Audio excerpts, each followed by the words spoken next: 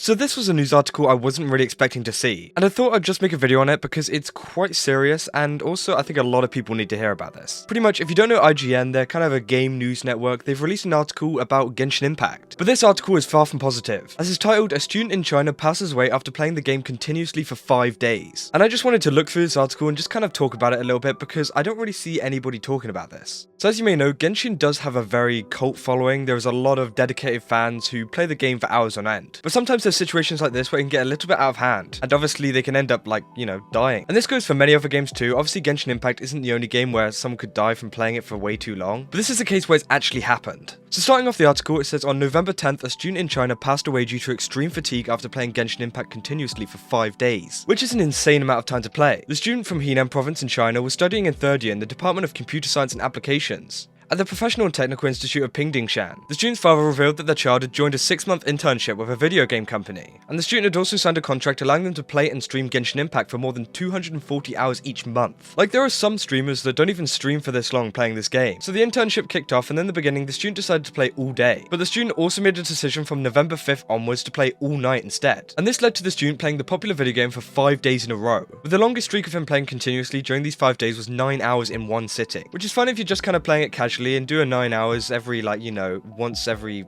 couple months or so. This guy was playing 5 days in a row, and all of this eventually led to the student's death on November 10th, due to exhaustion when they were resting in a rented place near their school. And obviously this is very sad because it's just a case of a student that didn't really know what they were doing, and they can be kind of immature and don't really know how playing 5 days in a row with 9 hours like almost every day can affect them. And I kind of feel bad for their family too, because obviously that is a very unexpected death. Apparently the friends of the student revealed that the student played Genshin Impact all the time, but his friends didn't want to play it all night as well. And apparently a representative from the company he was interning for told the student that there was more of a scope for donations in the night, pretty much saying he'll make more money if he played more in the night, which is obviously terrible advice to give to a student. While the student was playing all night, they also had to work and study during the daytime, which practically left a small amount of time to get much needed rest. And the student's father had also said that their child was in good health, meaning that he didn't have any underlying issues that actually caused this, and that this was just a regular student with no outlying issues whatsoever. The legal representatives of the company stated that there's a collaboration agreement, as per the contract signed between them and the student. They also added that there was no working relationship between the two parties, and since the student died after they'd stopped playing, the company believes that they had nothing to do with it, while also adding that the company does not force affiliated streamers to play all night. However, the company will be handing out 5,000 yuan, which is around only $700 to the deceased student's family, which is just a ridiculous amount. And the fact that the company said they had nothing to do with it kind of strikes me that